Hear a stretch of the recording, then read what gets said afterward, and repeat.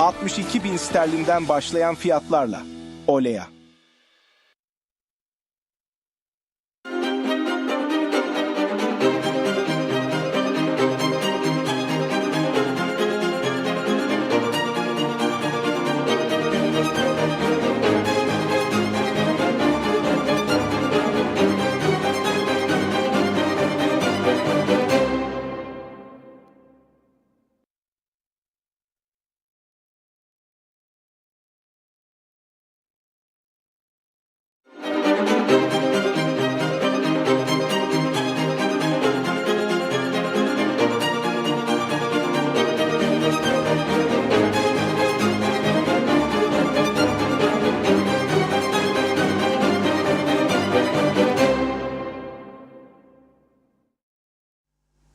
Merhaba sevgili izleyenler, TV 2020 ekranlarında Gündem Uzar programında Diyalog Medya Grubu Genel Yayın Yönetmeni Reşat Akar'la birlikte sizlerleyiz. Hemen konuları aktarayım.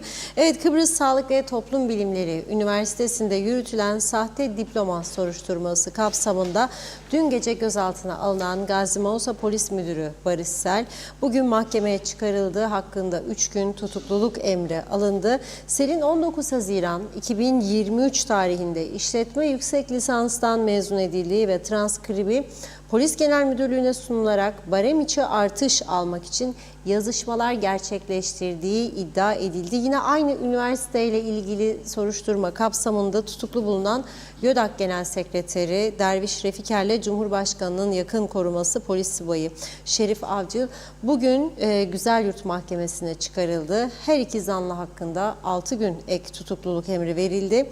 Her iki mahkemenin detaylarını ele alacağız. Milli Eğitim Bakanı Nazım Çavuşoğlu çürük elmaların temizlenmesi konusunda hassasiyetlerini belirtirken af söz konusu değil, olmayacaktır dedi. Halkın Partisi Genel Başkanı Kudret Özersay da polis teşkilatına sıçrayan bu olay sonrasında yaptığı açıklamada sahte diplomanın yanı sıra başka hukuksuzluklarla bağlantılı olarak bu haftanın hareketli geçeceğini açıkladı. Özersay'la canlı telefon bağlantısı gerçekleştireceğiz. Son olarak da Kuzey Kıbrıs'ta tarihin en büyük uyuşturucu operasyonu gerçekleştirildi. Ceylan operasyonu kapsamında gerçekleştirilen operasyon sonucunda 10 kilo 214 gram uyuşturucu ele geçirildi. Olayla ilgili olarak 2. Ceryalı tutuklandı. Yine detaylarını sizlerle paylaşacağız. Evet, buyurun Reşat Bey.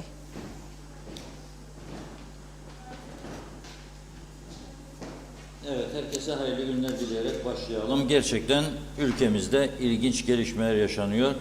En önemlisi de Güzelyurt'ta faaliyet gösteren Kıbrıs Sağlık ve Toplum Bilimleri Üniversitesi'nde baş gösteren sahte diploma olayı. Tabii ileride bu üniversitenin kuruluş amaçları, bu yöneticilerin hangi düşüncelerle, kimlerden talimat alarak, kimlerin teşvik ve tahrikleriyle bu işleri yaptığı ortaya çıkacak. Çünkü durup durduğu yerde hele bir polis akademisinden mezun olan ve 17 tane başarılı belgesi olduğu belirtilen Gazi Mausa Polis Müdürü, yani 3-5 kuruş daha fazla alacak diye gidip de bu üniversiteye bana bir sahte diploma verin de daha yüksek maaş alayım mı dedi, yoksa birileri ona gel de ona ve onun gibi çok kişiye gel sana da verelim bir diplomacık da terfi edersin abim falan, işte bize idare edin falan da ondan sonra da şimdi haberim yok diyormuş içerideki arkadaş, üniversitenin direktörü. Nasıl olur bu iş? Ve bu üniversitenin direktörünün 2027 yılına kadar Yunanistan'da oturma izni var. Nereden? Niçin? Enteresan şeyler oluyor, dikkat edin. Enteresan şeyler. Şimdi çok üzücü bir durum. Bir polis müdürünün, yani suçluları kelepçeleyen adam iken bugün kelepçeli vaziyette mahkemeye çıkarılması gerçekten üzücü bir durum. Dramatik bir durum. Yani insanlık adına hepimiz üzülüyoruz. Ha, yapmasaydı doğrudur. Niye yaptı anlamış değilim. Yani birileri onu teşvik etse de, dese de gel müdürüm sana da verelim bir diplomacık. Yani yüksek lisans diploması var.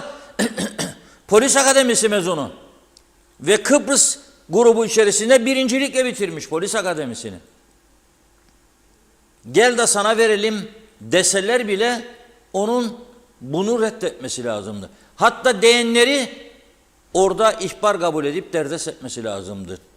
Polis Genel Müdürlüğü'ne durumu bildirmesi lazımdı. Bunlar sahte diploma vermek istiyor bize diye. Ama şu anda benim dışarıdan bakan bir gazeteci gözüyle baktığımda hem içerideki direktörün hem de mütevelli heyeti başkan yardımcısının suçları daha da kabarmıştır. Mahkeme herhalde bunları dikkate alacaktır. Çünkü olay genişledikçe, olayın boyutları genişledikçe o yönetimin suçlandığı noktalar, maddelerde artış olması muhtemeldir ve olmalıdır diye düşünüyorum. Şimdi neden buna? Bugünkü mahkemeye gelelim. Bu mahkemeyi başından sonuna kadar mahkeme muhabirimiz Suna Erden izledi. Lefkoşa Mahkemesi'ni. Şimdi dün gece zaten haberi duyulduğunda bugün de bizim Diyalog Gazetesi'nde manşet birçok medyada kullanıldı. Biz bunu teşkilatta deprem başlığıyla verdik. Neden? Çünkü çok önemli görevde bir polis subayının tutuklanması tabii ki çok çok büyük bir olaydır. Bugün mahkemede ifade veren polis müfettiş muavini Ethem Hoca diyor ki bu Kıbrıs Sağlık Üniversitesi'nde soruşturmalara 5 Şubat 2024'te başlandı diyor. Polis müdürü tabii orada zanlı diye geçer. Düşünün siz sadece bu hitap farkı bile amirim müdürüm diye hitap ederken kendisine müfettiş muavini düşünün şimdi zanlı diye hitap ediyor. Yani çok önemli bir nokta bu. Çok hassas bir olay. Diyor ki 18 Ocak 2023 tarihinde öğrenci kayıt sistemine girişi olmasına rağmen yani 18 Ocak 2023'te giriş yapıldı öğrenci kayıt sistemine. 11 Eylül 2021'de kayıt olmuş gibi gösterildi diyor. Bunu kim yaptı? Okul yönetimi. Bunu kim yaptı? Bilgisayarı kim kullanıyor? Ya şu anda cezaevinde olan direktör Serdal Gündüz ya da ağır kefaletle serbest bırakılan mütevelli heyeti başkan yardımcısı Kemal Dürüst Bey veya onların talimatıyla bir başkası. Bunun daha detaylandırılması gerekiyor bence. Kim kaydı bu? Bu girişi kim yaptı? Son derece önemlidir. 1 Şubat 2023 tarihinde ders notu 9 tane ders notu gelişigüzel sisteme girildi diyor. Test sunmadığı halde test sunmuş gibi gösterilip 19 Haziran 2023'te işletme yüksek lisanstan mezun edildi diyor. 11 Mayıs 2023 tarihinde geçici olarak mezuniyet ve transkribi Polis Genel Müdürlüğü'ne sundu diyor ve barem içi artış almak için yazışmalar gerçekleştirdi diyor. İşte yani bütün mesele barem içi artış almak için yapıldığını gösteriyor bu olay. Yoksa başarılı, yoksa ilerliyor ve ilerlemesi, önünde kesilmesi mümkün değil ileride. Bunu daha yüksek bir gelir elde etmek için yaptığı anlaşılıyor. Zanlıya diyor, izahat sorulduğunda üniversitenin direktörü olan ve şu anda cezaevinde bulunan Serdal Gündüz'e tezimi sundum demiş. Bunun üzerine polis Serdal Gündüz'ün ifadesine başvuruyor, cezaevine gidiyor. Ve diyor ki ben diyor teslim almadım diyor. Serdal Gündüz aldıysa da bir anda sattı işte. polis müdürünü bile düşünün. Bu kurnazlar çok önemlidir. Gel abicim vereyim falan filan, seni ben çok seviyorum. Ondan sonra bak almadım diyor. Eğer teslim ettiyse diyor, okulda bulunması lazım diyor.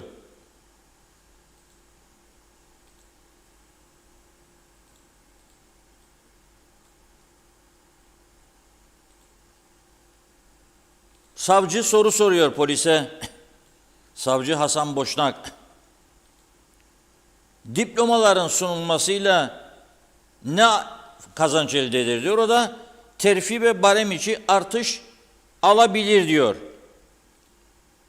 Bir kişinin tezden geçmesi için biri okul dışından, 3'ü okuldan 4 kişilik jüriye sunması lazım diyor ve onay alması gerekir. Sundu mu diyor, da bu jüri baktı mı diyor, bu konuda okuldaki öğretmenlerden ifade alacağız diyor. Belli ki daha almadı. Ve Barış Selin diyor, 2011-2013 yılları arasında Lefke Avrupa Üniversitesi'nde yüksek lisansa başladığını, 9 ders aldığını, 2 yıl ara verdiğini, daha sonra yeniden başlayarak bir ders daha alarak toplam 10 dersi verdiğini, ancak tez aşamasında master'i bıraktığını söylüyor. Bunun üzerine tabii bu tez geçti mi, o 4 kişilik jüriden geçmedi mi, onun ifadeleri alınacağı için doğal olarak mahkemeden 3 gün tutukluluk talep ediyorlar. Mahkemede bu 3 gün tutukluluk emrini veriyor.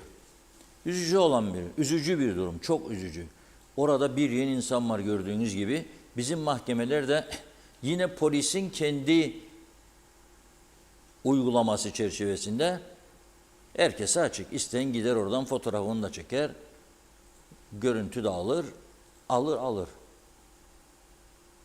Güneyde yoktur, Avrupa'da yoktur o sistem. Çünkü bazı insanlar sonradan beraat eder mahkemede. Gazetelerde, televizyonlarda fotoğrafları çıkmış olur. Biter. Siz neden koyuyorsunuz derseniz bana, 100 defa izah ettim. Bugün 101.yi söyleyeyim. Bu uygulama devam ettiği sürece mecburuz. Çünkü herkes kullanıyor. Biz kullanmadığımızda o Avrupa'yı düşünceye hizmet etmiş mi oluruz ya? Herkes kullanıyor. Bu bir gazetecilikte bir hizmet işidir. İzleyici, okuyucu aydınlatma işidir. Onlar verir, siz ne vermezsiniz diye soru gelebilir karşımıza. Durdursunlar. İlk uyacak olan bizler olduğumuzu söylüyorum. Çünkü bir de anlatım meselesi önemlidir. Yani hemen internet sitelerinde bir takım bilgiler paylaşılır. Kimisi doğru çıkar, kimisi çıkmaz. Ondan sonra sitelerde kalır bu uzun yıllar. Ve beraat etse de bir şahıs, onunla ilgili araştırma yapıldığında Google'da suçluymuş gibi görünüyor ismi ve iş almakta, terfi etmekte ciddi sıkıntılar yaşarlar. Biz ne yapıyoruz bu konuda? Biz eğer beraat etmişse ve bizim internet sitemizde haber çıkmışsa önceden tutuklandı diye, yargılanıyor diye, bize beraat ettiğine dair sunum yaparsa birisi, hemen internetteki haberini kaldırırız. Şimdi gözler bir taraftan da Güzelyurt'taydı bugün. Gene bu Sağlık ve Toplum Bilimleri Üniversitesi ile ilgili tutuklu bulunan 2 kişi vardı. Bir tanesi YÖDAK'ın Genel Sekreteri Derviş Refiker, ötekisi de bir polis subayı, Cumhurbaşkanı'nın yakın koruması Şerif Avcil. Onlar hakkında da 6'şar gün ek tutukluluk emri verildi. Hele Şerif Avcil bu aldığı belgeyi hiçbir yere sunmamış, ek terfi almamış. Bunu niye yapmış? Cumhurbaşkanına geldiler gittiler. Fotoğrafları var bu üniversitelerin. Cumhurbaşkanı da belki de oraya gidip denetlemiştir. Yanında yakın koruması görüyorlar. Büyük bir ihtimalle ona müşteri dedi. Gel ya, o da sen fişek gibi adamsın. Polis genel müdürü görmek istiyoruz seni. Abi sana da verelim bir diploma, üst diploma. Al git. Nasıl olur ya bu iş? Resmen burada bu üniversite sanki birilerine tuzak kurmak için oluşturulmuş gibi bir durum çıkıyor ortaya. Yazıktır ya. Ve bu kadar zaman bu üniversite neden denetimsiz bırakıldı? Neden mal sahipleri para hırsızlığı şüphesiyle polise başvurdu? Ama hiç denetlenmediği kesin. Hiç denetlenmediği kesin. Şimdi mesela dün nereden nereye geldim diyeceksiniz ama ilişkilidir. Kamu nasıl çalışıyor bizde? Dün Hayvancılar Birliği Başkanı Mustafa Naimoğulları dedi ki Coop Süt battı batıyor dedi. Coop Süt bu ülkenin en büyük ekonomik kuruluşlarından biridir. Şimdi bu laftan sonra eğer Güney'de söylemiş olsaydı ya Amerika'da ya Tanganyika'da ya bilmem Japonya'da yer yerine oynar hükümetler istifa ederdi. Nasıl olur? En büyük ekonomik kuruluşu devletin kontrolünde battı batıyor dersen demek ki bir şey var. Bir koku var orada. Neden battı batıyor?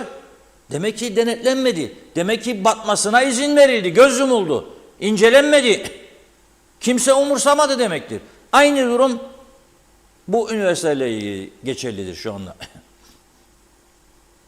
Ne zaman gittiler? Kurdele kesmeye. Hoş geldiniz Sayın Bakanım, hoş bulduk Sayın Başkanım. Kurdeleler kesildi, meşrubatlar içildi, pastalar yendi. Eyvallah güle güle. Al gülüm ver gülüm forever teyarensi. Doğru dürüst bir yönetim mekanizmasının hiçbir şekilde oluşmadığı anlaşılıyor. En azından 83'ten bu yana diyeyim ben. Denetlenmedi. Veyahut da en azından son 15-20 yıldayım hadi. Olmadı. Siyaset dibe vurdukça bütün kurum ve kuruluşlar da dibe vuruyor. Her şeyin başı doğru, dürüst, denetimli siyasettir arkadaşlar. Göz yuma yuma birçok olaya bakın, birçok şikayetler var şimdi sağdan soldan. Siz yarattınız bu düzeni. Ben yaratmadım. Yarattığınız gibi de sonuçlarına herkes katlanacak. Şimdi Güzelyurt'taki soruşturmada bugünkü mahkeme huzurunda tahkikat memuru Derviş Refik ile ilgili irtikap, bakın düşünün siz, bunlar da hep eski Türkçeden, yani eski kullandıkları ifadeler, yasaların ne kadar eskimiş ve çürümüş olduğunu gözler önüne süren ifadeler vardır. İrtikap, görevin yerine getirilmesi karşılığında para kabul etme, kamu hizmetinde görevli kişinin iltimas karşılığında para alması ve suç gelirini aklama suçlarından metallerdi diyor. Görevini kötüye kullanarak diyor, zanlı tıp fakültesi açılmasının hızlı bir şekilde ele alınmasını sağladı. Zanlının farklı zamanlarda Türk lirası, dolar ve euro olarak ödemeler ve Airports kulaklık aldığının tespit edildiğini söyledi. Özbaylı, polis Özbaylı yani. Tıp fakültesi başvuru yazısı ve dosyası, bazı evraklar ve YÖDAK'a ait bazı bilgisayarların emare olarak alındığını ve zanlıdan izahat istendiğinde ise evrakları hatırlamadığını söylediğini kaydetti. Zanlıya ait evinde zanlı huzurunda arandığını belirten Özbaylı, buradan 2 tane laptop, kulaklık kutusu, işletme yönetimi, yüksek lisans diploması ve transkript bulunarak emare olarak alındığını söylemiş. Özbaylı, okulda bulunamayan diplomanın tedavüle sürülüp sürünmediği araştırılacak diyor. 3 günde 16 ifade aldık diyor. 10 ifade daha alacağız diyor polis. Aranan emareler vardır. Dolayısıyla 6 gün daha tutuklu kalmasını istiyoruz dedi. Mahkemede bu talebi kabul ettiği. Gelelim Koral Şerif Avcı'nın durumuna. Polis çavuşu Bilger Koral ifade veriyor. Düşünün siz subaydır. Şerif Avcil Bey subaydır. Altındaki bir çavuş onu suçlayan bir yere aktarıyor mahkeme. Zanlı diyor, tesis işletme yönetimi yüksek lisans programına 5 Haziran 2023'te kaydoldu diyor. Ancak 2 Şubat 2022'de kayıt yapmış gibi gösterildi. Hep geriye dönük gidiyor. Yani müracaat yaptığı tarihten veyahut da kayıt yaptığı tarihten neredeyse bir yıl geriye gidiyor. Ve hepsinde hemen hemen aynı sistem uygulanıyor. 6 Haziran 2023 ile 15 Haziran 2023 arasında yani 9 günde sadece gelişigüzel sahte ders notu girilerek 19 Haziran 2023'te bölüm birincisi olarak mezun edildi diyor. Bölüm birincisi. 9 günde bölüm birincisi ilan etmişler. Düşünebilirsiniz. Bir de böyle yapıyorlar. Yürü aslanım diyor. Bak gururlanabilirsin diyor. Şimdi şerefle diyor. Şimdi bölüm birincisi geldin ya diyor. Adam hiç katılmadı. 9 günde nasıl olur ya? Onun için diyorum bunların suçu, buna izin veren o üniversite yetkililerinin suçu bana göre hırsızlık çalmadan, para çalmadan çok daha yüksektir. Tabii bunun kararını yargı verecek. Ben değilim. Bu benim düşüncem.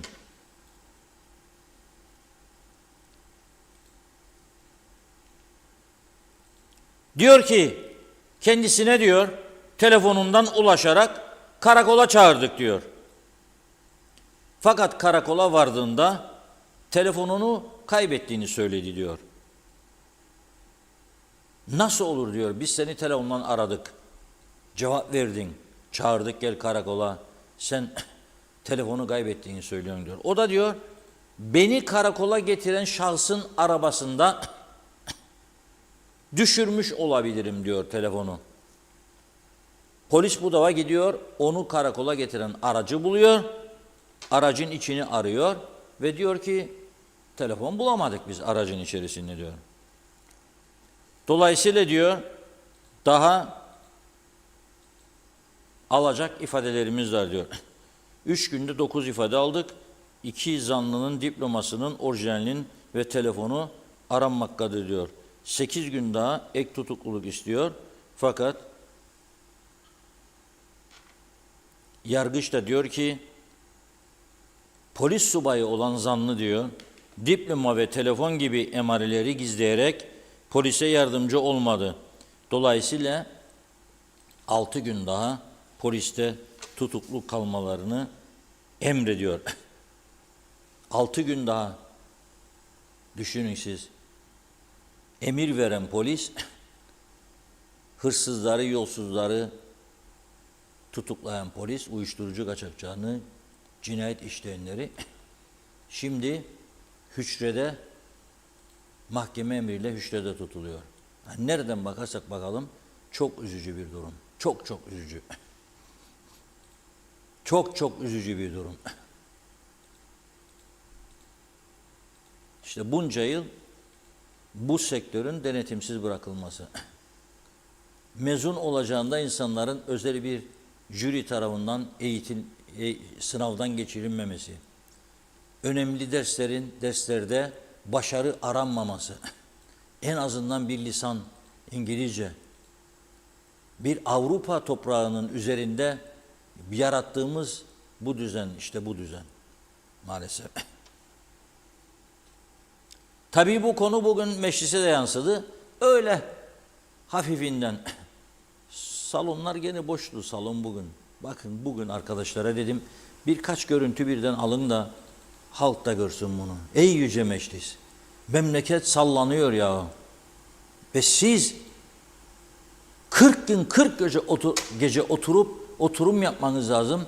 Yok ki kavga etmek için, yok ki birbirinizi suçlamak için. Bu durumu düzeltmek için, önlem almak için ne yapabiliriz? Ama aynı zihniyet devam eder. O onu suçlar, o ona cevap verir. O onu suçlar, o ona cevap verir. Bu kadar basit.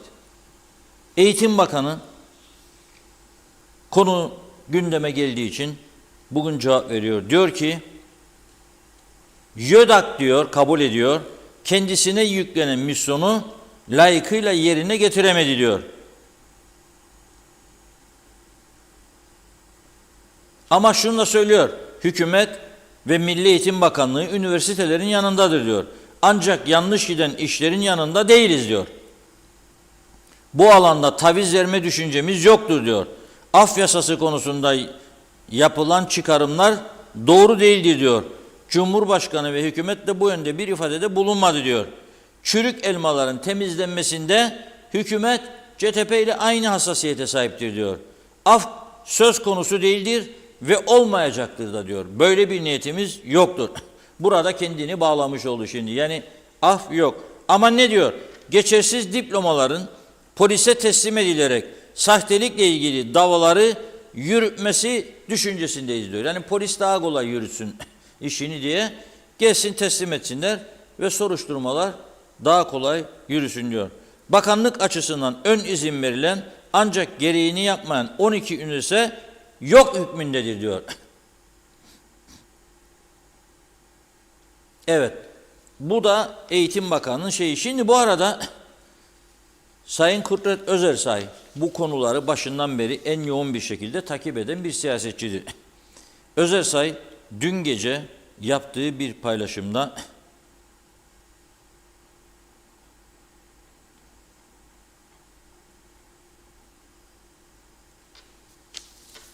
dedi ki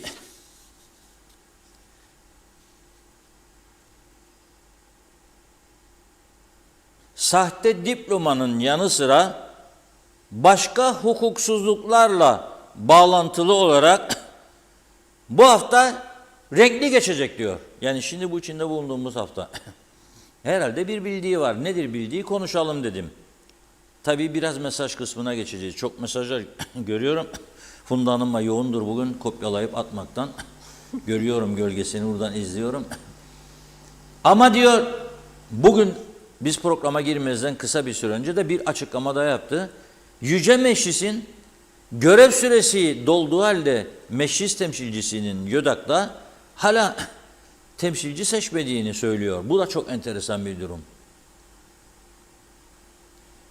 Yüce Meclis hala diyor temsilciyi seçmedi. 2023'te doldu diyor görev atanması lazım diyor. Meclis temsilcisinin ama atanmadı diyor. Bu da çok ilginç bir durum. Mesajlardan hemen sonra hem onu okuyacağız hem de Özersay'la canlı telefon bağlantımızı gerçekleştireceğiz. Buyurun. Evet, teşekkür ederek hızlıca başlayalım. Şerife Turgay, Derya, Erol Topçu, Ali Kereş, iyi yayınlar dedi. Erdal Yarkın, Osman Rakibet, Menteş Çağla, Osman Menede iyi akşamlar diliyor. Hıfsiye Özçi, Aynur Yüzügüler de iyi yayınlar demiş. İsmet Sencer, harikasınız. Eyüp Aydın, mecliste dokunulmazlıklar kaldırılmalı. Bu temiz eller operasyonuyla her şey, şaibeli şahıslar da aklanmalı ya da yargılanmalı. Mesut Babayiğit, harikasınız demiş. Zehra Sencer de Karpaz'dan sevgilerimle süpersiniz diyor. Teşekkür ediyoruz. Alper Ali Güllü, kolay gelsin güzel ülkem ne günlerden geçiyor. Celal Harun, Akdeniz Köyü'nden Mustafa Aşık'ın mesajını aktarmış. Özü doğru, sözü doğru, gerçek haberin adresi. İyi ki varsınız diyor. TV 2020 Diyalog ekibi. Her zaman sevilerek izleniyorsunuz. Kolaylıklar dilerim. Kadir Şoför, burada sistem açığı var. Geriye dönük giriş yapılmaması da gerekir. Bu üniversitenin bilgi işlem sorumluları tek tek sorgulanmalı. Kemal Osman Ceyhanlı, resmen tel tel dökülüyor ortalık demiş. Ali Dereseven, üniversite diploması alındığında otomatik olarak maaşa 4-5 barem karşılığı para yatar. Üniversite diploması olan terfilerde avantajlı olur. Emekli ikramiyesi kirli maaş üzerinden hesaplandığından ikramiye de çok büyük para avantajı sağlar. Bu yapılanlar üniversiteyi hakkıyla bitirenlere büyük haksızlık. Mehmet Uluçaylı, makam hırsı, para hırsı insanın gözünü karartır. Değdi mi diyor 2 barem içi artışa bu kadar rezillik. Aytaç Bey iyi yayınlar demiş. Vedat Özkan da Ankara'dan iyi akşamlar dedi. Emir Ali Tatlıdil, Mart sonunda polis müdürlük atamaları var, kıyım başladı. Birileri birilerinin önüne geçmek için arkadaşlarını satıyorlar. Ömer Tolga Beyoğlu, Fevzi Mehmet Çağoğlu, Rahme Beyoğlu iyi yayınlar dilemiş. Nuriye Ertürk, Baristel bu diplomanın karşılığında nelere göz yumdu acaba? Vatandaş olarak merak ediyorum. Allah yardımcımız olsun. Nikos Bülent Antonio diyor ki Kako Petria köyünde yerlere EOKA yazıları doldurdular yine. Hem de asfaltın üstüne büyük yazılarla polis karakolunun 20 metre yakınında ve kılını kıpırdatan olmadı. Bunlarla mı barış olacak? Mehmet İnancı, Reşat Bey bu cennet adamız dediğimiz ülkede bundan sonra hiçbir şey olmaz bu vaziyette. Mehmet Uluçaylı, ülkede günü gününe sıcak ve doğru haberciliğiniz sizleri bir numara yapıyor. İyi ki Diyalog Medya vardır demiş. Tema Yavaş Londra'dan selamlar. Evet, Reşat Bey'in diline sağlık, her şeyi çok güzel anlatıyor. Celal Harun, hayatta her şey insan için, vefa da vefasızlık da bu sahte dünyada. Sahte ve samimiyetsiz insanlar arasında yaşamak gerçekten zor. Zira bu dünya iyi olanların değil, iyi oynayanların, sahtekarların dünyası olmuş. Aslını bozmadan dürüst kalabilenlere selam olsun. Recep Kurtulmuş Tüntürk diyor ki Baristel gibi bir adam daha tanımadım ben bu teşkilatta. Yanlışa yanlış, doğruya doğru diyen bir adamdır. Biraz tanırsam. Mehmet İnancı, diploma sahtekarlığının affı olmaz. Mahkeme iyi ettiniz de yaptınız mı diyecek. Savunması bile olmaz. Gökhan Saraç, iç denetim yok, dış denetim yok. Sevim Alan Gürakansel, bir haftadır izleyemedim sizi diyor. Allah kolaylık versin hem sizlere hem bizlere. Buradan sizleri hiç kaçırmadan izleyen sevgili kocam İsmail'e de selamlar demiş. Memlekete de selamlar. Arif Mustafa Cüce Limonlu'dan selamlar. Turgay Sedat Gil'de kolay gelsin diyor. Mehmet İnancı, bir profesörlük diploması da ben alacağım. Reşat Bey, ben profesör olurum. O gün Zeybekoğlu koskoca bir polis müdürü bu söylenenleri yapmışsa çok yazık. Gökhan Saraç, GÖDAK denetim yapar mı, yasa ne der diye soruyor. Emir Ali Tatlıdil, hala bu üniversitede YÖK'ten onaylı eğitim veriliyor. Dişçilik Fakültesine iptal olan izin tekrar verildi, eğitime başlamış. Yaşar Aracı, balık baştan kokar diye bir atasözü var. Mehmet Uluçaylı, bir polis müdürünün kelepçeli hali gerçekten insanı üzüyor dedi. Aytaç Bey, tüm marketleri denetlemelerini istiyoruz demiş. Mehmet İnancı ama Hüseyin Güral Kofal'ın mesajını aktarıyor. Evet, iyi yayınlar. TV 2020 İngiltere'de gözümüz kulağımız oldunuz. Sizlere sonsuz teşekkürler demiş. İsmet Drangoz'da fotodan selamlar dedi. Mustafa Özcan da iyi yayınlar diliyor. Turgay Gezen, ülkemiz ne yazık ki yüz kızartıcı, kirli işlerin sarmalı içinde. Esasen bu kirliliğin kaynağına odaklanmak, bunu açıkça deşifre etmek gerekir.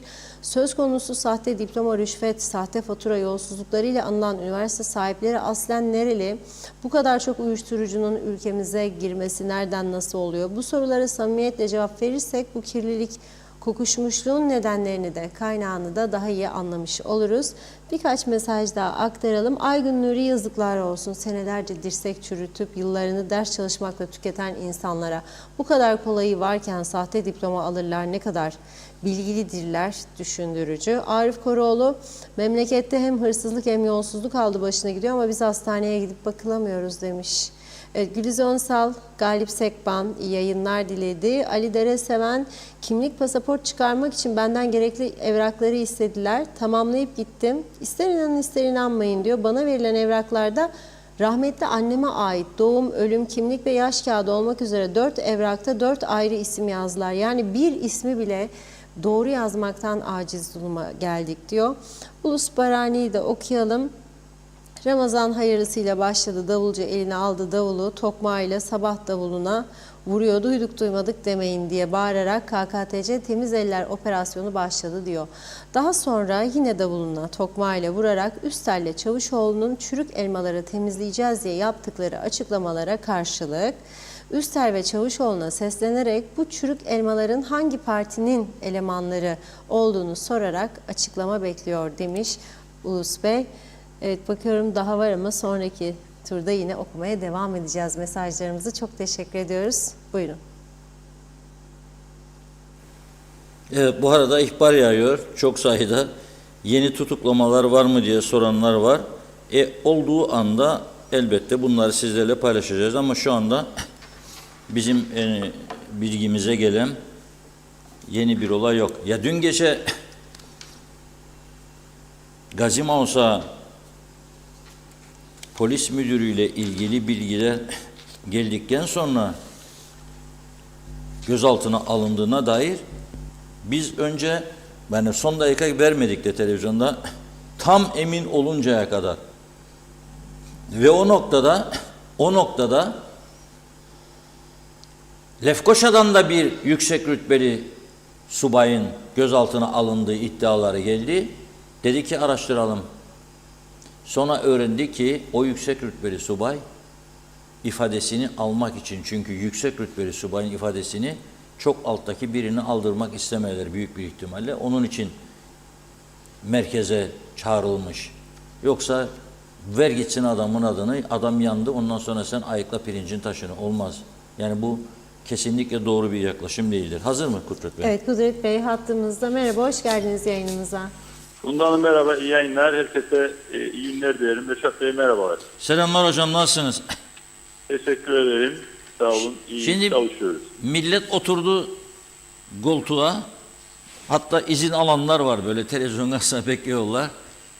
Ne geliyor acaba ardından? Siz de dediniz bu hafta çok şey olacak dediniz. Tabii millet heyecanlanıyor ne olacak diye. Tabii polisin araştırmasını zorlaştırmamak için belki fazla detay vermezsiniz ama biraz ipucu verebileceğini düşünüyorum. Bir de az önce paylaşımınız vardı. O ikincisinden başlayalım isterseniz. Yüce Meclis ne zaman atamalıydı? YÖDAK üyesinde atamadı ve bunu yapmayan Yüce Meclis'in bugün YÖDAK'ı tartışma hakkı var mı acaba? Bir konuşalım bunu. İşte evlere şenlik bir durum var. Bir çelişki var ortada. Şöyle ki geçen sene Ekim ayında süresi doldu. Meclisin seçtiği ve Cumhurbaşkanı'nın atadığı YÖDAK üyesinin. Geçen sene Ekim ayında. Yani Kasım, Aralık, Ocak, Şubat, Mart 5 ay oldu. Bu 5 aylık süre içerisinde halen daha YÖDAK üyesini meclis seçmedi. Çünkü yasaya göre 4 yıllığına seçiliyor. 2019'un Ekim'inde seçilmişti. 2023'ün Ekim'inde görev süresi bitti YÖDAK üyesinin. Meclisin yasaya göre görevidir. 4 yıldan sonra diyor görev süresi dolanın yerine meclis yeni üyeyi seçer. Şimdi isimler duyurusu çıkmış vesaire, başvurmuşlar. 2 aydır komite yollamış genel kurula. Genel kurul gündemine almıyor Reşat Bey. Siz 2 aydır, yani 8 haftadır hem pazartesi hem salı, siz bilirsiniz zaten canlı yayınlarda yaptığınızda, hem pazartesi hem salı meclis toplanır. Mecliste çıkılır, konuşmalar yapılır. Bir takım yasa tasarıları falan görüşülür ama bu konu görüşülmedi. Yani bu kadar önemli bir mesele vardı yüksek öğrenimle ilgili ama YÖDAK üyesini meclis yasal görevi olmasına rağmen geciktirip seçmedi. Ya da belki hükümet gündeme almadı, bilmiyorum. 2 aydır genel kurul gündemine giremedi YÖDAK üyesinin seçimi. 5 ay boyunca toplamda seçim yapılmadı, yeni üyeyi seçmeleri, ama bir YÖDAK konusunu araştıracak bir araştırma komitesi daha kurdular. Allah aşkına, daha önce de söyledik. En son kurdukları araştırma komitesi hangisi? Mersinlik Yangınını Araştırma Komitesi. Mersinlik Yangınını Araştırma Komitesi'nin raporu nerede? Daha kaçtı. O nerede? Bilmem falan içti. Bu tuttu, bu tüyledi, bu pişirdi, bu yedi gibi bir durum var ortada. Rapor yok ortada. Yasaya, iç tüzüğe göre, meclisin iç tüzüğüne göre kurulan Meclis Araştırma Komitesi belli bir süre zarfında rapor hazırlaması lazım. Bu raporu genel kurula getirmesi lazım. Genel kurulda da bunun görüşülüp onaylanması lazım. Yok, rapor ortada Reşat Bey. Yani Mersinlik Araştırma Komitesi'nde ne olduğu gördük. Bir işe yaramadığı, dostlar alışverişte görsün diye kurulduğu, birlikte komite üyelerinin gidip işte yanıklar içerisinde yangın bölgesinde fotoğraf çektiğini falan gördük. Ama yapmaları gerekeni yapmadılar. Raporu bile hazırlamadılar. Şimdi de YÖDAK'ı araştıracaklar. Hop, bir toplantı, o da katılmış, bu da katılmış. Fotoğraf da vermişler basının önünde. Allah aşkına. Dostlar alışverişte görsün diye araştırma komitesi kurmaktan vazgeçsinler artık. Önce YÖDAK'la ilgili olarak komite kuracaklarına YÖDAK üyesini seçselerdi keşke. Maalesef böyle vahim durumlar var ortada. Ondan sonra da Yüce Meclis işte mecliste mücadele falan deniliyor. Böyle mi peki? Daha durum ortada. Somut olarak söylüyoruz.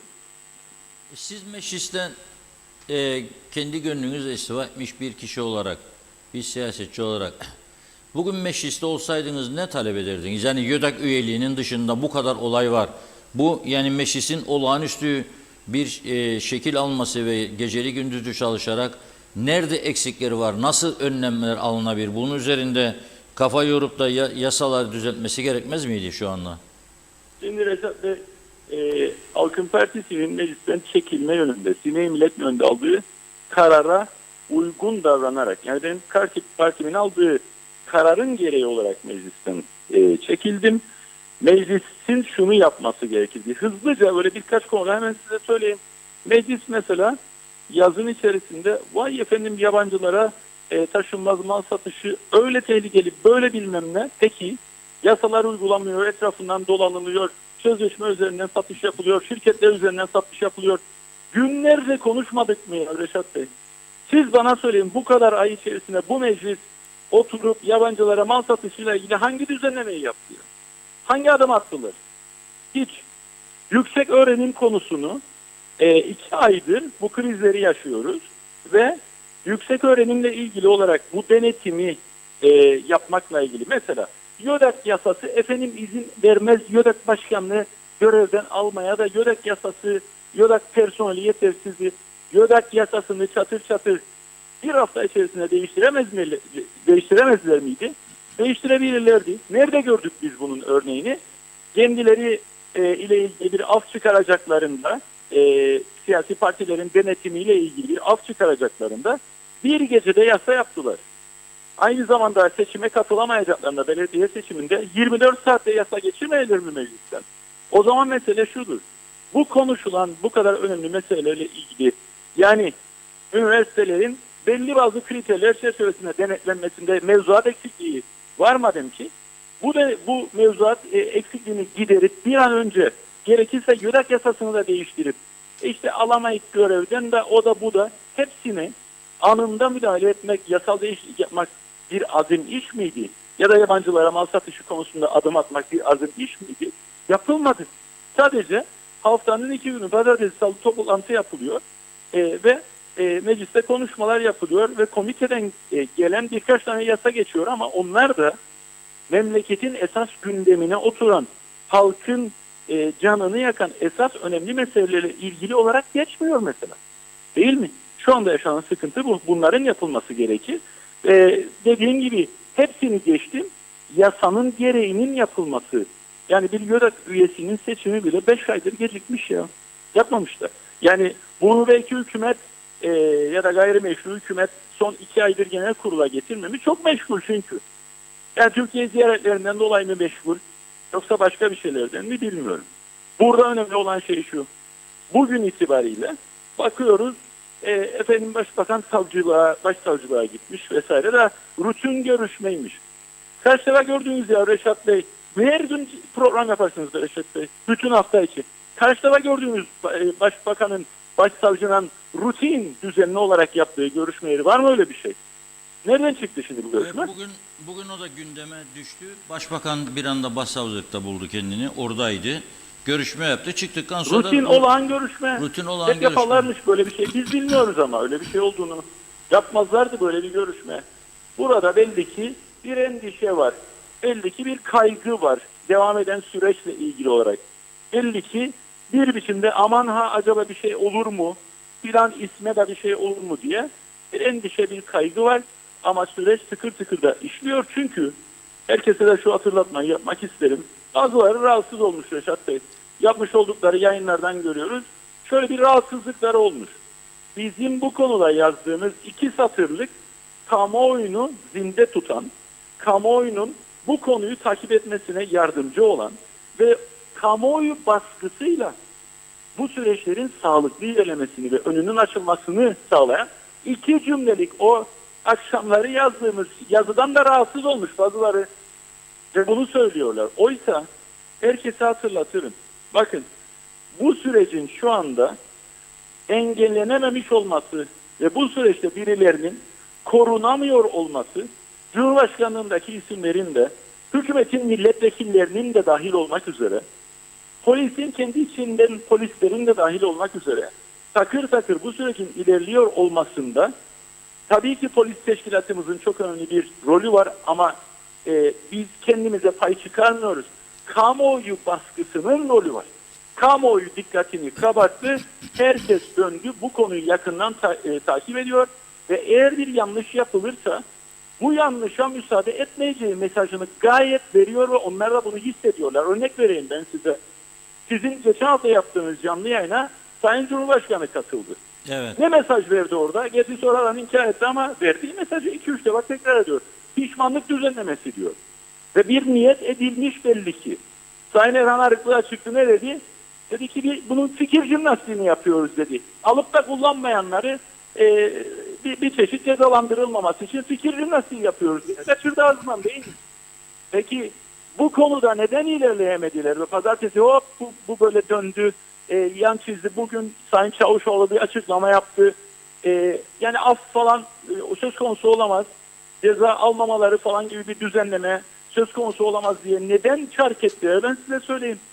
Çünkü siz o yayını yaptıktan sonra biz bu konuyu yükseltmeye çalıştık. Kamuoyu bu konuda kamuoyunun gündemine geldi ve kamuoyu bunu takip etmeye başladı ve insanlar tepki göstermeye başladı kendilerine de, kendi tabanlarına da tepki gösterdi. Ne münasebet siz birilerini koruyacaksınız diye ve karşı çıktı insanlar da. Onun için bizim bu konuları gündemde tutmamız, tekrar etmemiz, halkın bunu takip etmesi ve bir kamuoyu baskısı oluşturulması temiz siyaset ve temiz eller operasyonu bağlamında en önemli unsurlardan birisidir. Tek unsur değildir. Ama medya bir taraftan, kamuoyu diğer taraftan, polis teşkilatımız, başsavcılığımız diğer taraftan olacak şekilde konulara sahip çıkıp takip etmek. Mesela biz ne yapıyoruz siyasi parti olarak? Şikayet dilekçesi yapıyoruz. Polise defalarca ifade verdik. Ondan sonra polise soruyoruz. Ne oldu bizim o başvuru? Hangi aşamadadır? Ne noktadadır? Geldiği aşamaya dair bilgi alıp kamuoyuyla paylaşıyoruz. Herkes bunları artık yakından birebir takip ettiği için bu süreç ilerliyor ve öne açılmış durumda. Bunu özellikle vurgulama ihtiyacı hissettim. Çünkü bazıları bunu hafife alıp işte önceden haber verdi de nasıl olur böyle bir şey. Bu değil ki önemli olan. Önemli olan insanların ilgisi yüksek bir biçimde bu konuyu takip ediyor olması ve bir kamuoyu baskısının olmasıdır. Kamuoyu bunu sahiplendiği sürece iddia ediyorum, dün akşam da yazdım. Hiç kimseye özel ve ayrıcalıklı muamele yapamayacaklar. Kendilerine kalsa, bugünkü hükümete kalsa siyasi olarak birilerini korumaya çalışacaklar. Bence şu anda da korumaya çalışıyor ama başaramayacaklar. Kamuoyu sahip çıktığı sürece buna engel olamayacaklar. Evet, doğru. Siz yani şöyle bir şey, yapıcı muhalefet daima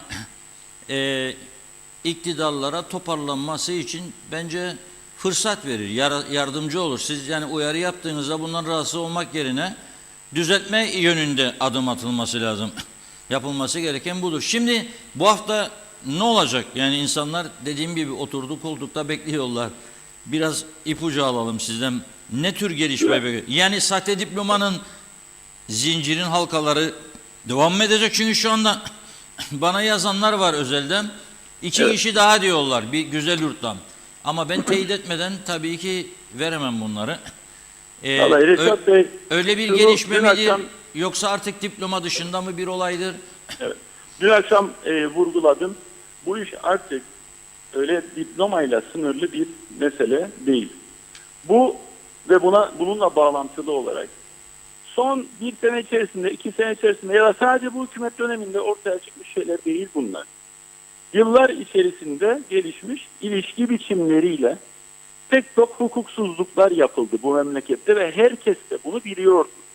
Bunun üzerine gitmek için bir alan açıldı, bir fırsat doğdu ve kamuoyu da bunu sahiplendi. Bundan daha değerli bir şey olamaz. Birinci nokta bu. İkincisi, bu sadece diploma ile sınırlı değil vurgusunu niye yapıyoruz? Çünkü öyle anlaşılıyor ki işin içerisinde rüşvet var. Rüşvet iddiaları var değil mi? Yorak üyeleriyle ilgili rüşvet iddiaları var. Tapuda çalışanların rüşvet iddiaları var. Bunlar rüşveti aldığı iddia edilen kişiler ama bir de rüşveti verdiği iddia edilen kişiler var. Kim bunlar?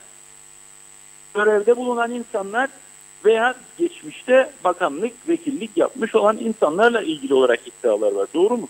Bürokrasinin her kademesiyle ilgili olarak bir takım iddialar var ve bunlar dedikodu düzeyinde iddialar da değil. Polisin bir soruşturma yapabileceği düzeyde, ifade alabileceği, şehadet toplayabileceği, bilgi belge toplayabileceği düzeyde, tahkikat yapabileceği düzeyde iddialardır bunlar. Ciddi iddialar var yani ortada. Ve eğer kayda değer elle tutulur bir şehadet, bir ifade, bir tanık, bir belge olmamış olsa polis dosyayı kapatacak zaten değil mi? Kapanmıyor ama. Mahkeme önüne getiriyor, dava okuyor ve süreç şu anda devam ediyor. Yani şunu söylemeye çalışıyorum. Bu iş artık diploma ile sınırlı olmadığı gibi diplomanın sesinde oradaki üniversitenin dolandırılması da dahil olmak üzere dolandırıcılık, sahte evrak düzenleme, devleti zarara uğratma ve rüşvet bağlantılı şeylere uzayıp gidiyor. Şimdi baktığınız zaman bunun içerisine devlette görevli olan insanlar da dahil olduğu malum ki bu iddialar oraya kadar uzandı. Bu başka pek çok yere kadar gidecek. Çünkü siyasetin koruduğu, siyasetin yanakları altına aldığı bazı isimler olduğunu herkes biliyor. Sağır Sultan bile duydu ve biliyor. Bunu başarabilecekler mi? Hayır, başaramayacaklar. Bu hafta bu bağlamda işte mesela gene sahte diploma bağlamında bir takım tutuklamalar olabileceğini düşünüyorum açıkçası. Ama daha da önemlisi bu konuyla bağlantılı olmayan uzun süredir üzerinde çalışılan başka bazı dosyalar da var. Yani geçmişte bizim daha meclise bile girmeden gündeme getirdiğimiz batık banka kredileri bağlamında yapılan yolsuzluklar var. Bunlar mesela bir olgunlaşma noktasına gelirse belki de savcılığa gidecek. Başka bazı dolandırıcılık iddialar var. Ama bunlar hep bilinen isimler, hatta bazıları milletvekili olmuş olan kişiler. Kaldı ki diploma bağlamında bir milletvekilinin de diploması noktasında polisin bir soruşturması var. O soruşturma geçen hafta açıklamıştık. Eğer kendisi ifade vermezse, vermeyebilir, hakkıdır. İfade vermezse bile polis, vay ifade vermedi onun için ben bu dosyayı ilerletemem demeyecek. Milletvekili de eğer ifade vermezse, ki vermedi bildiğimiz kadarıyla şu ana kadar, o dosya tamamlanacak, altına da yazılacak ifade vermeyi kabul etmedi diye, izahat vermeyi kabul etmedi diye yazılacak. Dosya savcılığa gönderilecek. Ve savcılık orada bir suç unsuru görüyorsa polisin yaptığı tahkikatla bağlantılı, meclise bunun dokunulmazlığını kaldırın diye bir yazı gönderecek. Bir konuda kamuoyunu aydınlatmaya dönük birkaç cümle söylemek isterim. O da şu: bizde şöyle bir algı var Reşat Bey. Birinin dokunulmazlığı, bir milletvekilinin dokunulmazlığı kaldırılırsa sanki milletvekilliği bitecekmiş sanıyor insanlar. Öyle değil halbuki. Bir kişinin, bir milletvekilinin dokunulmazlığının kaldırılması kararı çıkarsa meclisten, o milletvekili olmaya devam eder. Dokunulmazlığı kalktığı için hakkında soruşturma açılır, mahkeme önüne çıkar milletvekili olarak, davada işte savunmasını yapar vesaire, suçlanır eder.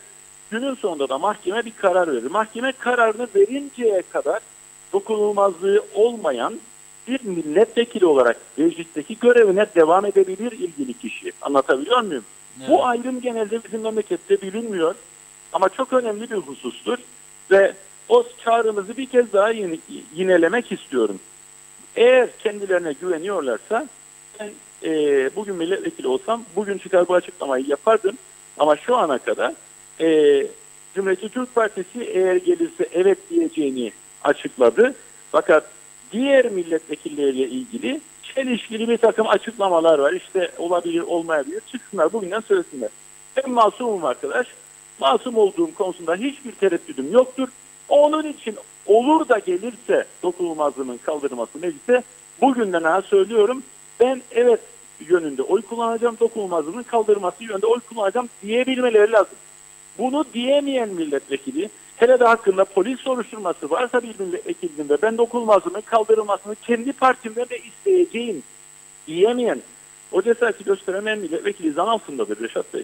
Bu da çok önemli bir husus. Peki şunu sorayım ben size de artık vaktimiz de sınırlandı. Bayağı şey yaptık. Çok önemli bir konu daha var. Yani izleyicilerimize de hemen söyleyeyim. Kuzey Kıbrıs Türk Cumhuriyeti tarihinin en büyük uyuşturucu operasyonu gerçekleştirildi. Girne'de 10,5 kiloya yakın uyuşturucu ele geçirildi. Bir anda. 10,5. Yani ülkemiz sadece diplomayla sınırlı değil kirlenme. Hayır. Uyuşturucu Hayır. korkunç boyutlardadır uyuşturucu. Bütün gençliğin geleceğini karartacak bir durumdadır. Bunun için müthiş bir seferberliğe ihtiyaç vardır. Yani Kesinlikle size katılıyorum. Onun yanına kara para aklanması meselesini de koymak gerekir. Sizinle daha önce konuştuk. Özellikle son dönemde mantar gibi biten süper lüks araçlar getirip satan galeriler dikkat çekicidir. Bu konularla ilgili olarak da umarım yakında polis teşkilatımız ciddi bir çalışma yapacaktır. Çünkü bu konular önemlidir Reşat Bey. Çok Şunu önemli. da eklemek lazım. Mahkeme 2 sene sürer veya işte 1 sene sürer veya 3 sene sürer. Kamu görevlisi olan kişiler, açık yasada madde vardır. Kamu görevlisi olan kişilerin hakkında bir polis soruşturması varsa, savcılık bu soruşturmayı başlattıysa ki başlattı, kimisi mukayyet, kimisi müdür, kimisi bilmem özel karar müdürü, kimisi bakanlık müdürü, kimisi tabuda çalışan memur. Bu kişilerin geçici olarak kamu görevinden uzaklaştırılmaları gerekir. Bunu da yapması gereken Turizm Bakanlığı ve İçişleri Bakanlığı'dır. Şu anda Kamu Hizmeti Komisyonu'na da başvurduk. Biz bu konuda Halkın Partisi olarak Kamu Hizmeti Komisyonu da bizdeki bilgiye göre zaten her iki bakanlığa da bunu yapmaları gerektiği telkininde bulunmuş durumdadır. Eğer bu adım atılırsa en azından mahkeme gününe kadar hem kamu hizmeti tehlikeye atılmamış olur. Bu kişiler kamu görevinden geçici uzaklaştırılır. Hem tam maaş çekmemiş olurlar, yarı maaşa gelirler. Hem de bu dava süresince geçen süre emekliliklerinden sayılmaz.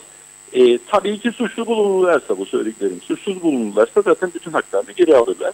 Ama bu tedbiri, yani geçici olarak bu kişileri kamu görevinden uzaklaştırma tedbirini almak yasal bir zorunluluktur. Hem İçişleri Bakanlığı açısından hem Turizm Bakanlığı açısından. Kamu Hizmeti Komisyonu da sorulursa zaten eminim yasanın ne anlama geldiğini her iki bakanlığa da zaten söyleyecektir ve gerekli yönlendirme yapacaktır. evet, son şunu sorayım. Mesela milletvekilidir adam. Baktı gördü ki iş ciddidir. Yani ucu geliyor kendisine. Geçmişte yaşandı bu. Çekip gidebilir mi Türkiye'ye veya başka bir yere? Giderse ne olur? Yani Türkiye ile bizim aramızda hala bir anlaşma yok mudur? Türkiye ile aramızda bir adli yardımlaşma anlaşması vardır Reşat Bey. Bu çeşitli mekanizmaları içerir. Yani mesela suçluların iadesini, zanlıların iadesini içeriyor. Yurt dışına tebligat yapmayı da içeriyor. Yani mesela yurt dışında bulunan, hakkında dava olan birisine tebligat da yapabilirsiniz. Bu adli yardımlaşma anlaşmasını kullanarak. Ancak problem şurada. Kıta Avrupası sisteminden farklı olarak, yani continental sistem dediğimiz kıta Avrupası sisteminden farklı olarak bizde common law denilen İngiliz hukuk sistemi var. İngiliz hukuk sisteminde ceza düzenlemelerimizde bizim gıyabında yargılama diye bir şey yoktur. Yani bir kişinin mahkeme önüne çıkarılıp yargılanması vardır ama ceza davalarında kendisi mahkeme önüne gelmediği sürece dava süreci başlayamaz. O yüzden siz yurt dışındaki birisine tebligatla tebliğ etseniz bile gelip ispatı vücut yapmadığı müddetçe mahkeme önünde dava başlayamıyor. Başlamaz. Gıyabında yargılama, gıyabında ceza verme söz konusu olamıyor bizim sistem içerisinde. Bu nedenle yurt dışına kaçma ihtimalleri evet vardır. Ve Peki böyle kaçtı bir adam, risk vardır. O yüzden işte bunun düşme ne kadar ihtimali- erken zamanda savcılıktan meclise gelir ve ne kadar erken zamanda dokunulmazlık kalkarsa, dokunulmazlık kaldırıldığı takdirde mahkeme şu kararı alabilecek birinci gün itibariyle yurt dışına çıkışınızı yasaklıyorum diyebilecek mesela milletvekili. Anlatabildim mi? Evet. Peki bu yani bu dava süreci adam gitti 10 yıl gelmedi. 10 yıl içinde düşer mi? Katik olur mu yoksa Bildiğim kadarıyla düşmez, hayır. düşmez? Zaten milletvekilliği süresince de veya 2 dönem milletvekilliği yaptı. Bir daha seçildi. O bittiğinde o dava gene de kendisine okunur. Düşmez yani. Evet. Peki çok teşekkür ediyoruz Sayın Özersay. Biz teşekkür ederiz. Kolay Sağ olun. gelsin. İyi yayınlar dilerim. Sizlere de kolay gelsin. İyi günler. Evet, Sayın Özersay'ı da dinledik. Devam edecek diyor. Yani herhalde güvendiği bilgiler var, önemli bilgiler var elindeki. Devam edecek bu olayla ilgili bağlantılı ve biraz da geçmişte farklı olaylarla ilgili olarak bazı gelişmeler olacak diyor. Bizler de bunları izleyeceğiz tabii. Emin olduğumuz konuları sizlerle paylaşacağız tabii emin olduktan sonra. Evet, biraz mesajlara dönmek zorundayız. Hemen ardından tarihin en büyük uyuşturucu operasyonuna geçeceğiz. Buyurun. Evet, kaldığımız yerden devam edelim. Mehmet İnancı, tüm söylediklerinizi desteklerim Sayın Akar. Altına da kocaman bir imza atarım. Ali Cevat, polis komutanının suçu çok kötü, yakıştı mı diyor. Sibel Hanım'a üzüldüğüm gibi buna da üzüldüm demiş. Sayar Eker, selamlar.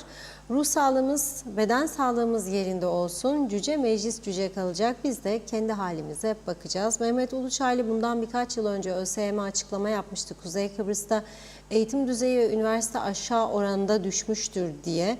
Bunun diyor bedava diplomaya varacağı diyor. Demek o zamanlardan belliydi. Ferda Küçülmez, memleketin çivisi koptu, yazıklar olsun.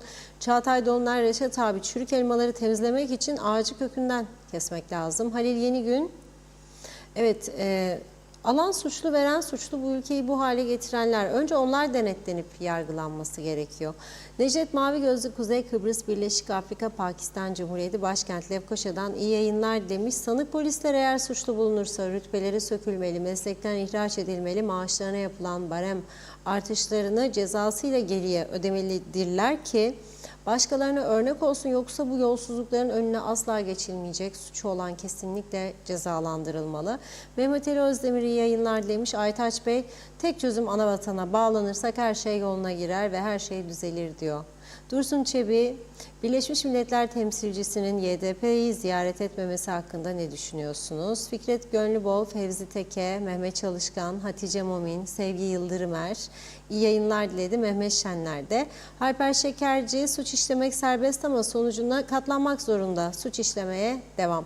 Hüsniye Emel Özer, öyle görünüyor ki çürük elmalar havayı bozacak kadar kokuşmuş. Her yurttaşın vatandaşlık sorumlulukları var. Sahtekarlık büyük suç ama polislik görevi yapan kişilerin sahtekarlık yapması hiç affedilemez. Hayri Köreken, kime güveneceğiz, her yerde usulsüzlük diyor. Turgut Şengül, bizim memlekette her şey olur, ivedilikle nereden buldun yasası hemen çıkarılsın demiş. Hüsniye Emel Özer, gerçekten vazifesini dürüstçe yapan bir kişi kendine haksız yere diploma verilme teklif edildiğinde kabul etmemesi yanında mutlaka o yerin soruşturulmasını sağlar. Yusuf Küçük, ricamız diyor, hükümetin elinde 74'ten beri bulundurduğu Türk mallarını iade veya tazmin konusunu ele alıp uyanmasını rica ederiz. Bizler sesimizi duyuramayız ama belki sizi gündeme getirirseniz devlet yetkilileri bir adım atar umudundayız. Kolay gelsin demiş. Evet, Esma Nazmiye, adayı batırdılar el birliğiyle, yazıklar olsun, balık baştan kokar diyor. Mahmut Coşkun iyi yayınlar yazmış. Ali Dere Seven, göz göre göre her bakımdan ülkemiz elimizden kayıp giderken tek bir kurum dahi tepki göstermemesi ülkemiz ve insanlarımızın ne kadar çok kötü duruma geldiğinin bir göstergesidir. Arif Yüce Türk, bu ülke ne duruma düştü, hükümetin umru değil, bu işlerin arkasında Türkiye var, her şeyimizi onlara devrettik demiş. Cengiz Güzelay, eğitim kalitesi köylerdeki okullar kapatılıp merkezileştirmek adına yapılan, aynı zamanda özel okullar kurulduğu gün toplum bireyler arasında ayrıştırılıp özel kişiler ve eğitimsiz, bilgisiz bir toplum yaratıldı. Eskiden ilkokulu 6 yıl okuyanlar günümüzde birçok yöneticiden daha bilgili olduğu gerçeği yüzümüze çarpıyor. Polis teşkilatında sarmalına alan statüko yöneticileri bu kurumu da itibarsızlaştırmak için yapılmış operasyonlardır. Geçmişte yapılanlara ses çıkarmayanların eseridir. Güzin Atik, liderimiz rahmetli Cumhurbaşkanımız Denktaş nice güçlüklerle kurmuş olduğu devleti ne hale getirdiler. Ekonomi zayıf da olsa bir devlet kuruldu. Daha yükseltileceğine tam dibe vuruldu. Çok yazık. Gençlerimizin ve torunlarımızın geleceği karardı diyor. Fikret Gönlübol, Kudret Hoca üzerlerine gitmeye devam demiş. Cavit Sekman, Sekmen, pardon. Bizler çocuklarımızı okutup haklarıyla diploma almaları için neler çekiyoruz? Artan okul harçları karşısında sen para karşılığı okumadan üniversite ve yüksek lisans vereceksin. Birileri de alacak, rant kazanacak. Bu ne lahana, bu ne turşu, yazık demiş çocuklarımızın emeğine. Biz velilerin çocuklarımızı okutmak için harcadığımız paralara. Ali Toprak bu hafta yazlık vatan sinemasında 2 tam boy film bir arada. İlk film Kemal Sunal'ın başrolünü oynadığı Zübük, ikinci film İlyas Salman'dan Ekmek Elden, Su Gölden. Zalihe Şerifoğlu, sahte insanların sahte diplomaları olması şarttır. Varol kardeş, sorun diyor Reşat Bey, sistemsizlikte dünyanın en iyi hırsızını, sahtekarını getirin. Eğer sisteminiz tamamsa, açık yoksa çalamaz, yapamaz yani. Kısaca sorun sistem ve denetimsizlikte. Ahmet Salahi UBP'nin eseri demiş. Hepsi de içindedir bu düzensizliğin. Beyaz saçlı diyor. Geçen gün mektep açıldı UBP'lilere, daha güzel yapsınlar bu sahte yapıyı diyor. Şenol Tatlıcıoğlu çok selamlar, iyi yayınlar. Mehmet Uluçaylı, meclis sahte diploma olayında eğer bir af yasası çıkarırsa zaten halkın gözünde itibarı, güveni kalmayan meclisteki vekiller halk seçimde cevabını misliyle verecek dedi. Bir iki mesaj daha okuyalım. Tam tamamlanmayacak galiba. Cemal Sinekçi, bu iş diyor en yetkili kişiyle konuşun bu işi demiş. Bizi aydınlatsın. İsmet Drangos, yolsuzluk yapanlar, suç işleyenler, yoktan hileyle devletten yüklü miktarda maaş alanlar, devletin vatandaşının ödediği paralara el atacaklar mı? Teşekkürler. Nazime Nalbant, Londra'dan selamlar. Siz şimdi otobüste giderken yazıyorum diyor. İzliyorum. Güzel Kıbrıs'ı çok özledim. İnşallah bu zorlu günler geçecek. Hasan Nihat Erduran da demiş ki eliyle eden boyuyla çekecek, yargıya güvenelim diyor Hasan Bey. Seval Pilli, Zeliha Adaman, Ali Dayı, Hüseyin Ummanel, Hülya Zorlu Beyazoğlu da iyi yayınlar diledim. Teşekkür ediyoruz mesajlarınız için. Devam edeceğiz. Buyurun. Evet, çok teşekkür ediyoruz. Şimdi geçiyoruz bu olaya. Tabii burada ben bir hassasiyet üzerinde durmak istiyorum. Şimdi ülkenin önemli sorunlarının gündeme gelmesi, yanlışların düzeltilmesi yönünde adım atılması çok önemlidir. Bu süreçte ne olur insanları yani emin olmadan da suçlamayalım. Bir, iki, karıştırmayalım meseleleri. Yani atın onu da ateşin içine, atın bunu da ateşin içine, o noktaya gelmeyelim lütfen. Çünkü eğer herkes ateşin içine atılırsa bu ülkeyi nasıl temizlenecek bu ülke, onu düşünmemiz lazım. Önemli olan doğru dürüst bir çizgide ve gerçekler kanıtlandıktan sonra meseleleri tartışmak ve doğru yolu bulmaktır. O da düzgün anlatımla. Biz burada direkt herhangi bir suçlamaya yönelmiyoruz kimseyi. Bakın 3 tane isim var şu anda bana ısrarla gelen. Ne yaptım ben? Mesajlar okunurken bu arada mahkeme muhabirimize ve havada, karada, denizde Ömer Kadiroğlu'na ki o da bugün Güzel Mahkemesi'ndeydi, gönderdim. Polis basın subaylığıyla irtibata geçip bilgi alsınlar diye. Teyit edip öyle yürümeyi tercih ediyoruz. Şimdi Narkotik ve Kaçakçılığı Önleme Müdürlüğü ekipleri tarafından Girne'de Ceylan Operasyonu adı altında bir operasyon gerçekleştirildi. Gördüğünüz gibi fotoğrafta 2 tane Nijeryalı. Birisi Tochi Elvis Akbuja, diğeri Collins Chukwueta. Bunlar bugün tutuklanarak mahkemeye çıkarıldılar. Girne Kaza Mahkemesi'nde.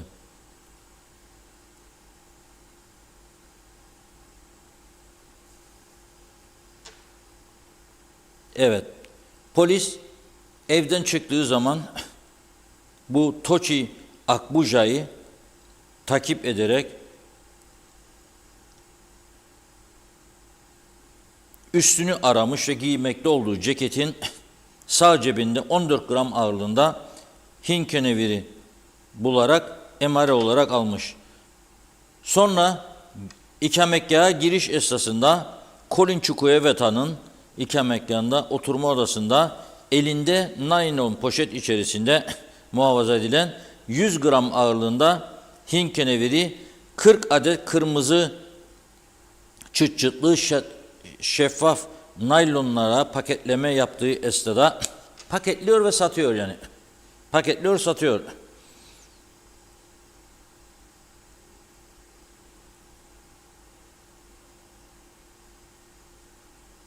Tespit ederek tutuklandı diyor.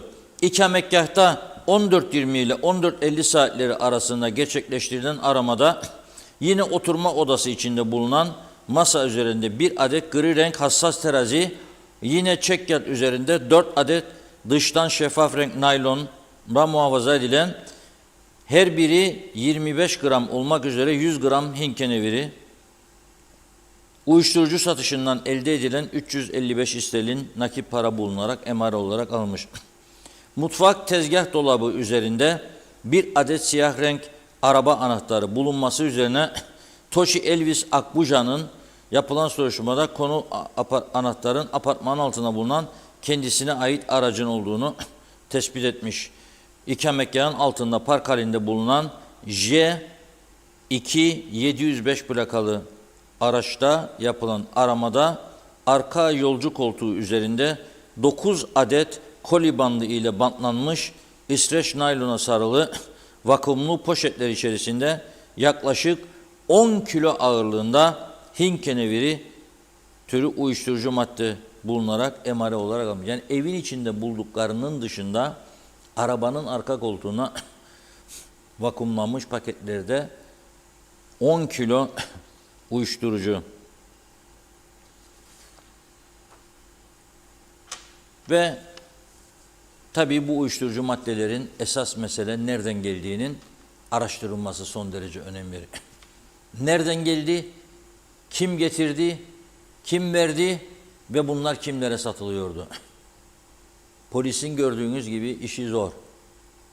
Yani keşke kendi içinde de bazı olaylar olmasaydı. Keşke polis kendi içinde kendi kendini mahkemeye çıkarır, zanlı olarak çıkarır duruma düşmeseydi. Çünkü şu anda polise, ben yine de şunu söylüyorum, her şeye rağmen polisimize ve yargımıza ben güveniyorum. Arada bir tane iki tane sahte diploma olayı çıkabilir. Çürümüş elmaları temizlemek herkesin görevidir. Ama çok ciddi olaylar var artık bu ülkede. Çok ciddi. Ve benim her zaman vurguladığım, birbirimizi yemeye çalışırken bakın dışarıda bir yığın insan vardır. Bugün vakit yetmedi ama yarın veya daha sonraki günler konuşacağımız meseleler vardır. Çok mesele vardır. Bir daha bu ülkede satış sözleşmesiyle satılan mülkler var. Binlerce. Bunların hangisinin adli soruşturması yapılmıştır? Hangisinin? Turist olarak girdikten sonra mülk alıyor adam ve oturmaya başlıyor. Sözleşmesi tapu dairesine gitmiyor. Kayıt yapılmıyor, devir olmuyor çünkü soruşturma lazım. En az 1-2 yıl beklemesi lazım. Bunun gibi hep belirli sektörlere yüklenirken bunca zaman bunu bir muhalefet becerisi olarak görürken herkes, şimdiki iktidar muhalefetteyken, öteki iktidardayken birbirlerini suçlamaya malzeme olarak kullandılar. Ama mesela bir bakıyorsun suçladıkları o sektör veya o sektörün önde gelenleri, ülkenin en büyük vergi rekortmenleri çıkıyor. Ama öte taraftan korkunç fiyatlarla lüks araba alıp korkunç bir sefa içerisinde yaşayanlara göz yumuluyor. 17. bin sırada, 18 bininci sırada vergi ödemede. Peki dürüst verenlere günah değil mi? Günah. Vaktimiz tamamlandı. Son bir konudan bahsedeyim. Bir haftalık rapor açıklandı. Bir izleyicimiz de kusura bakmasın yazıyor bana. Uzatın diyor. Hiç olmazsa 18.30'a kadar diyor. Bugün uzatamam ama bundan sonraki günlerde inşallah bunu değerlendireceğiz, bu öneriyi. 62 trafik kazası meydana gelmiş son bir haftada, 26 kişi yaralanmış. 11-17 Mart dönemini kapsıyor ve 4 milyon 250 bin milli servet, tabii bu hasar miktarı milli servettir. 4 milyon 250 bin lira bir zarar meydana gelmiş. Bu sürede, bir haftalık sürede 4802 kişi rapor edilmiş, 360 araçla trafikten men edilmiş. Sadece bu başlık bile söylediğim günlerce Yüce Meclisi meşgul etmesi lazım. Neden bu kadar yahu? 5000 insan suç işliyor bir haftada bu küçük ülkede. Çok ciddi bir konudur. Bunun başlı başına önemli bir konu olduğunu düşünüyorum ve inşallah Yüce Meclis bizi duyar diyorum ve ele alır diyorum. Öyle pazartesi günü 2 saat, salı günü 3,5-4 saat dediydim, demediydin, yaptıydın, yapmadıydım karşılıklı birbirlerine, bu şekilde gitmez inşallah. Evet, bugünlük bu kadarla yetiniyoruz. Hayırlı iftarlar diyoruz. Yarın inşallah maşallah 16.30'da yeniden birlikteyiz. Çok teşekkür ediyoruz ve programımızı burada noktalıyoruz sevgili izleyenler. Güzel bir akşam geçirmeniz dileğiyle. Hoşça kalın.